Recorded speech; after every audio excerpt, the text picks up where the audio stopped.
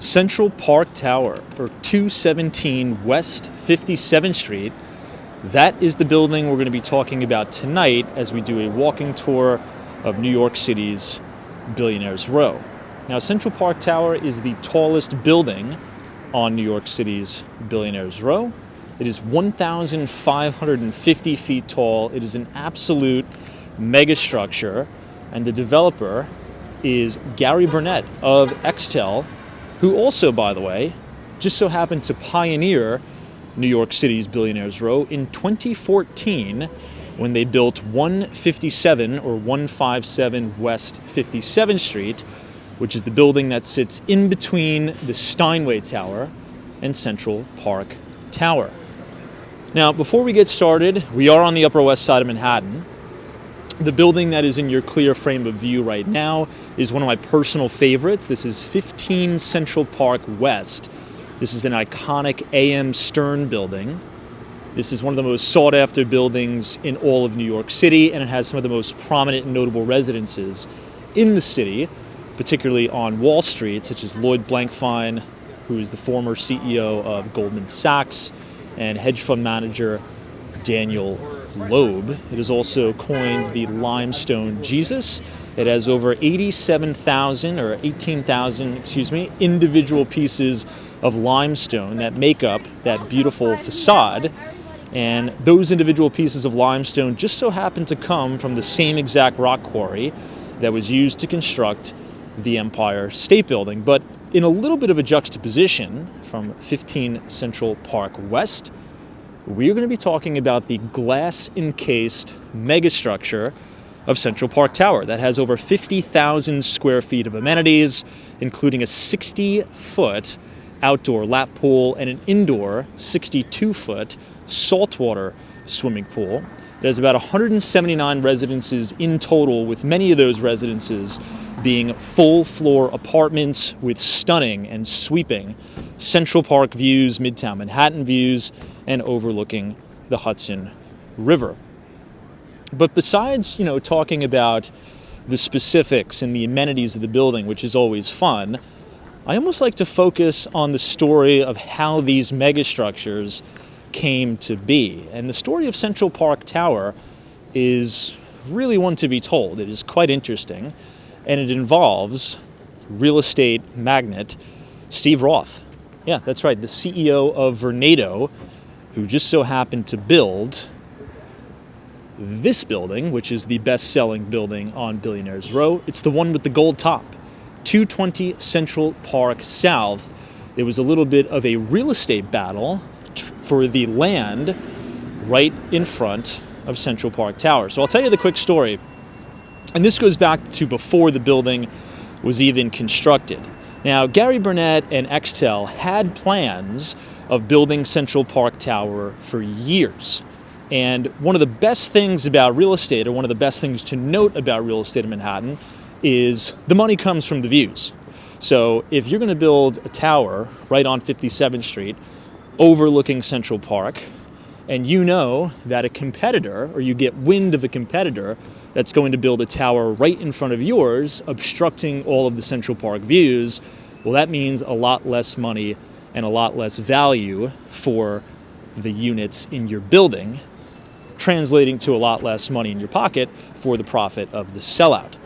So when Gary Burnett and Extel found out that Steve Roth was going to build 220 Central Park South, they did something interesting. Before the megastructure was in its place, it was actually a parking garage. And Gary Burnett and Extel went to the person who signed the lease to run that parking garage business. It was about a 13-year lease, and they acquired a stake in the lease. And they told the guy, if Vornado comes to you and asks you to sell out, really offer to buy out your lease, say no. Don't ask questions, don't talk anymore, just say no. And that's exactly what that parking operator did. He said no every single time. Now, while that was being done, Extel also acquired a very, very tiny site, smack dab in the middle of the Vornado site. And right when Steve Roth and Vornado wanted to pull the trigger to build the building, they found out that Gary Burnett and Extel owned a stake in that parking garage lease, and they owned a very, very tiny buildable lot in the middle of their development site. So here's what happened. Long story short, the reason why Extel did this was to kind of play a poker move and use it as a bargaining chip to get Steve Roth to move the tower over to the east and have Central Park Tower be built a little bit further over to the west, right? So everybody kind of gets what they want. But that didn't come at a cheap price. It cost Vornado to buy out the parking garage lease and that small piece of land that Extel owned. It cost them $194 million. Absolutely insane. And when that deal was being done, rumor has it, Gary Burnett went out to dinner with Steve Roth and said, look, if you build your tower where it is, my Central Park views are going to be obstructed. And if I build my tower where it is, your clients' Midtown Manhattan views are going to be obstructed. So let's do the deal. Give me the $194 million and you move Central Park Tower, or you move 220 Central Park South a little bit over to the east, and I'll move Central Park Tower a little bit over to the west, and I'll extend about an 8.4 meter cantilever over so I get additional Central Park views. Now, we're now on the corner of Broadway. I'll give you one more shot of Columbus Circle. This is kind of the surrounding neighborhoods. This is one of my favorite neighborhoods in all of New York City. But we're going to go to 58th Street, and I'm going to point the camera north, and you're going to see exactly what I'm talking about. 220 Central Park South and Central Park Tower are clearly built just a little bit off-centered of one another. So if you ever visit New York City or you're thinking about buying a unit in either 220 Central Park South or Central Park Tower, you can exactly see and look up and reminisce on that story of how those two billionaire developers kind of duked it out in order to get what they want. So let's make this left. We're going to cross Broadway, and you're going to notice that there's a Nordstrom here. This is one of the biggest anchor tenants for Central Park Tower. There's a massive, massive Nordstrom right in the basement. And you're going to see the main valet of 220 Central Park South, which, by the way, is also a Robert A.M. Stern building. You could consider it the cousin of 15 Central Park West. So I'll point the camera up, and you can see, as we walk closer to the middle of the buildings, 220 Central Park South is visibly off to the east, and Central Park Tower is visibly off to the west. Pretty interesting stuff. You can really notice the limestone style facade. Just a really clear juxtaposition from the glass encased facade of Central Park Tower. There's the main entrance of Nordstrom. I'll try to stand in the street so you can see a little bit better. That is the main, well, the very discreet parking entrance to Central Park Tower. So if you own a unit in the building, you can pull the valet right there and you could very discreetly go back into your apartment. So here's that main entrance of 220 Central Park South.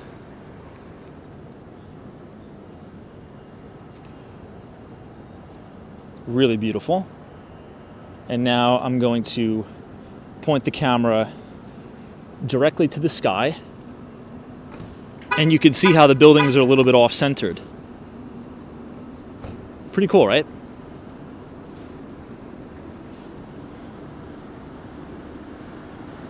We'll go ahead and get back on the sidewalk, and I'll take you to the 57th Street side, where you can see a little bit better the front of the facade of Central Park Tower. If we want to talk about some of the units that are on the market right now, in terms of the trophy units, you have the 127th and the 128th floor on sale. It's a duplex apartment for $150 million. It's an 8-bed, 9.5 bathroom spans over 11,000 square feet, or 11,535 square feet to be exact. And then you also have two other units that are full floor. You have the 126th floor, which has a list price of $65 million. That's over 7,000 square feet, and it's a 5-bed, 5.5 bath. The 121st floor is also on the market for a cool $59 million. That's also 5-bed and 5.5 bath, just over 7,000 square feet. Pretty interesting stuff. Here's a little view of the neighborhood, just to kind of orient us. This is 7th Avenue and 58th Street. You have one of the most architecturally pleasing buildings anywhere in the city right in front of us. This is Alwyn Court, 180 West 58th Street. And you can kind of see that juxtaposition of the old New York being Alwyn Court and the new New York being Extel's 157. You know, the pioneering building on New York City's Billionaires Row. Just off to your left, you have the New York Athletic Club. So there's a lot of things to do in the neighborhood. If you live at Central Park Tower, you pretty much have Central Park as your backyard, New York Athletic Club, Deutsche Bank Tower, Alwyn Court, all of the shows that you would ever want to see, or any of the musical performances that you would ever want to see, right here on the corner at Carnegie Hall. It's just a very, very strategic location, very safe. We'll head to the corner of 57th Street, and we'll make a right, and I'll show you the main front entrance of Central Park Tower.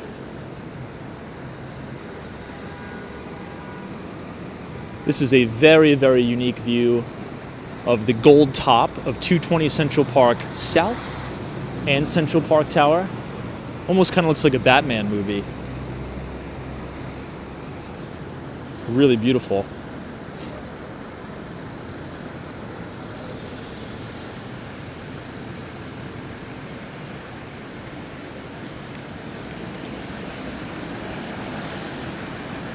You have to take a little bit of a detour across the street. You also have plenty of subway lines.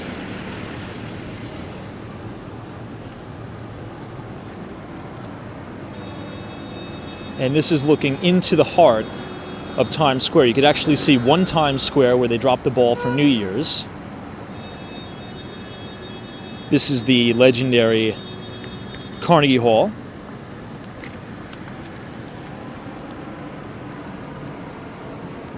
Another interesting thing to note about a lot of these mega tall structures on Billionaires Row is that at the top, almost all of them have mass dampers.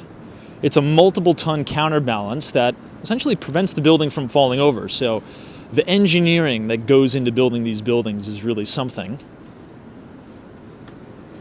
There's one at the top of Central Park Tower as well.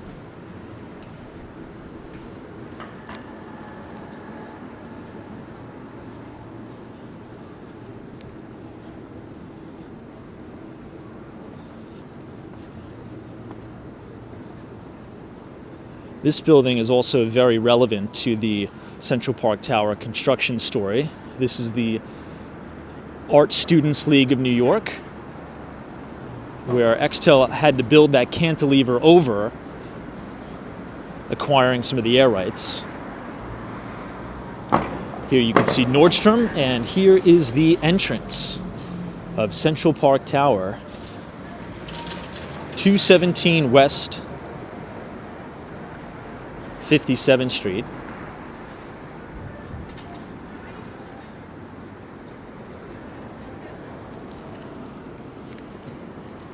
You really just get a sense for how tall this building is, 1,550 feet.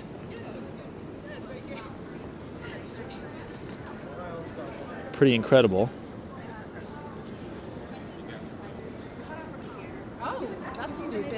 And here's a glimpse inside the main Nordstrom. Very fitting for Central Park Tower. So what do you guys think? Let me know in the comments. Is the story of how 217 West 57th Street and 220 Central Park came about, is that interesting to you? And if you need help purchasing a unit here in New York City or on Billionaires Row, feel free to reach out to me in the comments below or in the email address in the attachment, and I'd be more than happy to help you find your home right here in New York City. Thanks so much for watching.